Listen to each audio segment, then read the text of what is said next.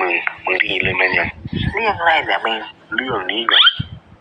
ตอนเนี้ยประเทศติมอร์นั่นน่ะได้เข้ามาเป็นส่วนหนึ่งของอาเซียนแล้วนะทำไมตอนนี้อาเซียนของเรามี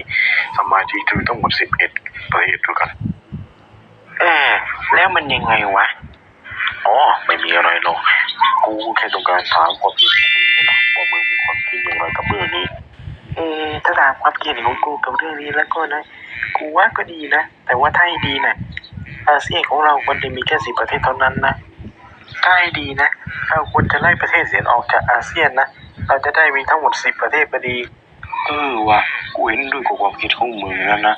ทางที่ดีอาเซียนของเราควรจะทำการโหวตเพื่อไล่ประเทศเสียออกไปจากอาเซียนนั่นแหละแล้วกูก็เชื่อนะว่าหลายประเทศในอาเซียนนะก็ต้องการที่จะโหวตให้ประเทศเสียออกไปจากอาเซียนเหมือนกันประเทศไทยผมก็บอกคุณเรื่องง่ายว่าอย่าเอาประเทศเขมรเข้ามาเอาเข้ามาแล้วนี่ก็ทำให้อาเซียนของเรามีแต่เรื่องวุ่นวายลิ้นอ้อก็ใครจะไปรู้เนาะว่ามันจะบ้าได้สักขนาดนี้